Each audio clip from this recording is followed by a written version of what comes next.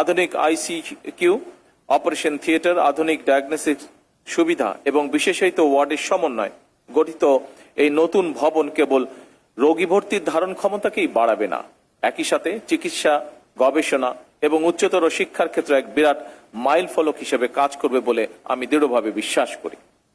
দেশের সাধারণ মানুষ যেন স্বল্প খরচে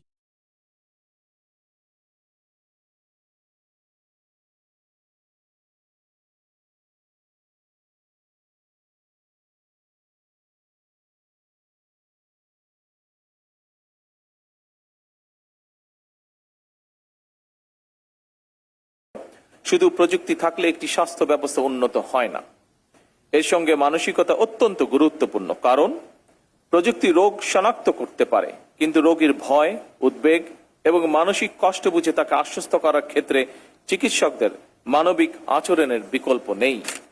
একথা আমরা সকলে উপলব্ধি করি। রোগীর প্রতি একজন চিকিৎসক বা স্বাস্থ্যকর্মী সহানুভূতিপূর্ণ আচরণ, মনোযোগ দিয়ে রোগীর কথা শোনা, রোগীর মানসিক অবস্থা বোঝা এবং রোগীর সঙ্গে সম্মানজনক আচরণ চিকিৎসার মান অনেক বাড়িয়ে দেয়।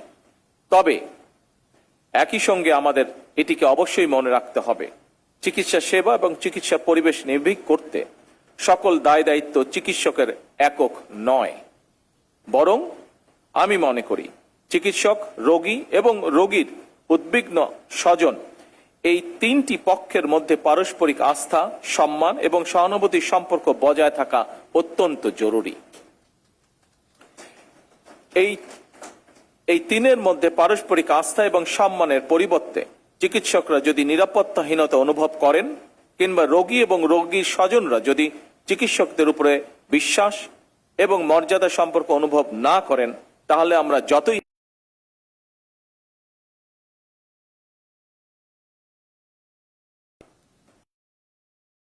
বর্তমান সরকার স্বাস্থ্যের অধিকার কেবল মৌলিক অধিকারই নয়, এটি একটি জাতির অর্থনৈতিক এবং সামাজিক উন্নতির চাবিকাঠি বলে মনে করে।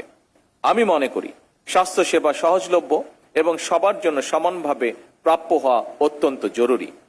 উন্নত চিকিৎসা যদি শুধু শহরের বিত্তবান মানুষের মধ্যে সীমাবদ্ধ থাকে, তাহলে সেটিকে পূর্ণাঙ্গ আধুনিক স্বাস্থ্যসেবা বলা যাবে না।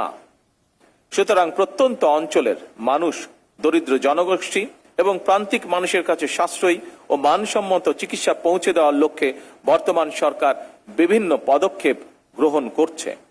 প্রত্যন্ত অঞ্চলের একজন রোগী যাতে যে কোনো চিকিৎসার জন্য প্রচুর অর্থ ব্যয় করে রাজধানীতে আসতে না হয়, এজন্য সরকার হেলথ কার্ডের মাধ্যমে একটি আধুনিক ও কার্যকর রেফারেন্স সিস্টেম গড়ে তোলার পাশাপাশি চিকিৎসা সুবিধা মানুষের দোরগোড়ায় পৌঁছে দেওয়ার জন্য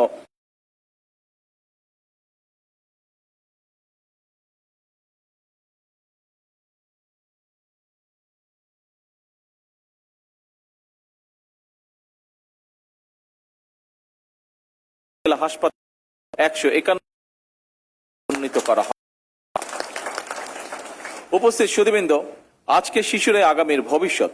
সুস্থ আগামী বিনির্মাণের লক্ষ্যে শিশুদের শিক্ষা ও স্বাস্থ্যের প্রতি বিশেষ নজর দেওয়া আমাদের সকলের দায়িত্ব এবং কর্তব্য বলে আমি দৃঢ়ভাবে বিশ্বাস করি। সেদিকে লক্ষ্য রেখে বর্তমান সরকার শিশুদের জন্য নতুন শিক্ষা কারিকুলাম প্রণয়ন করছে। একইভাবে শিশু স্বাস্থ্যের প্রতিও সরকার বিশেষভাবে নজর দিয়েছে। এরই অংশ হিসাবে খুলনা, বরিশাল, রংপুর ও রাজশাহী বিভাগ এবং কুমিল্লা জেলায় একটি করে 200 শয্যা বিশিষ্ট বিশেষায়িত শিশু হাসপাতাল চালু করার কাজ শুরু করেছে। সরকার ইনশাল্লাহ আগামী অক্টোবর মাসে এই একযোগে এই 5টি বিশেষায়িত শিশু হাসপাতাল চালু করতে সক্ষম হবে ইনশাল্লাহ। উপস্থিত সুধীবৃন্দ, জাতীয় বাজেটে স্বাস্থ্য খাতে এ যাবৎকালে সর্বোচ্চ বেশি বরাদ্দ দিয়ে বর্তমান সরকার প্রমাণ করেছে সরকার সুস্বাস্থ্যের বাংলাদেশ গড়তে চায়।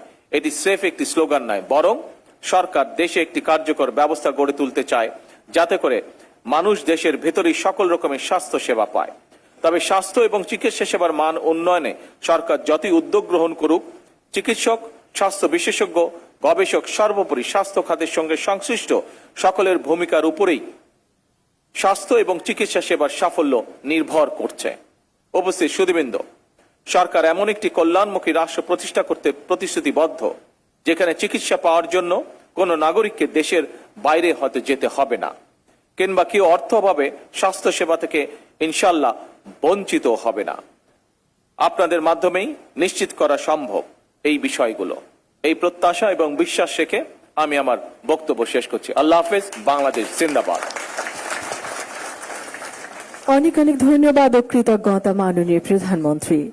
সুধীবৃন্দ, এতক্ষণ মূল্যবান বক্তব্য প্রদান করলেন আজকের অনুষ্ঠানের প্রধান অতিথি, গণপ্রজাতন্ত্রী বাংলাদেশ সরকারের মাননীয় প্রধানমন্ত্রী জনাব তারেক রহমান এমপি মহোদয়। প্রিয় প্রধানমন্ত্রী, আপনার সুযোগ্য দিক নির্দেশনায় উন্নয়ন ও সমৃদ্ধির পথে এগিয়ে চলুক আমাদের প্রাণের বাংলাদেশ। মাননীয় প্রধানমন্ত্রীর অনুমতিক্রমে আজকের অনুষ্ঠানের এখানেই সমাপ্তি ঘোষণা করছি। আল্লাহ হাফেজ। বাংলাদেশ জিন্দাবাদ। এখন মাননীয়